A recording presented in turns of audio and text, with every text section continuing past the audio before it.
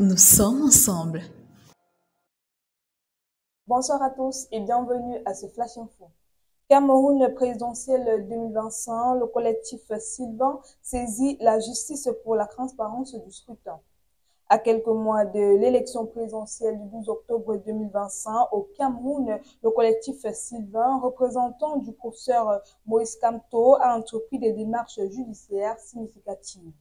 Le collectif a déposé un recours auprès du Conseil constitutionnel pour dénoncer l'absence d'un corps électoral identifiable, stable et vérifiable.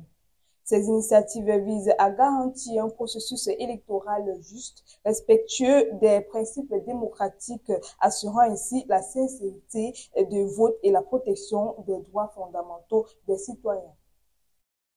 Un gang de kidnappeurs de femmes mis aux arrêts à Douala.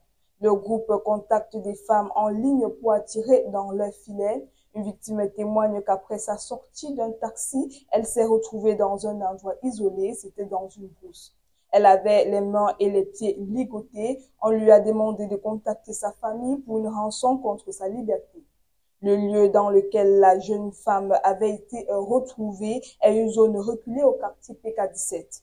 Descendus sur les lieux, les éléments de la brigade territoriale de Lorbossou ont trouvé de nombreux objets suspects ainsi que des sous-vêtements de femmes témoignant des activités criminelles opérées dans ce lieu.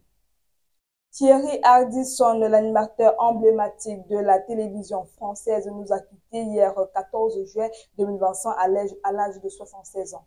Selon les informations officielles, son décès est survenu des suites d'un cancer du foie, maladie contre laquelle il luttait discrètement depuis plusieurs mois.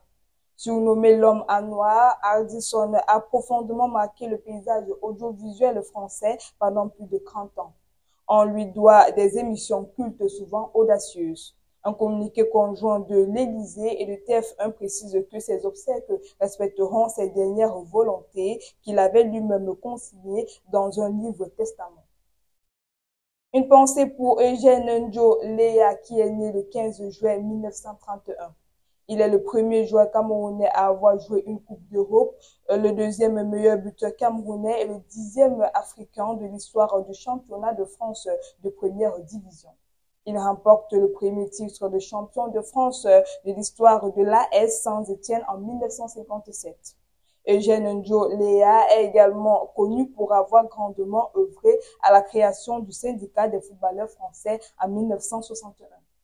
De retour au Cameroun en 1987, il soumet un projet de professionnalisation du football camerounais qui ne verra malheureusement jamais le jour. Il décède le 23 octobre 2006 à Douala.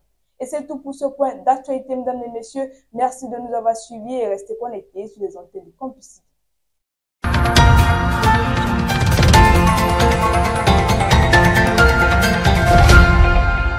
Campus TV, nous sommes ensemble.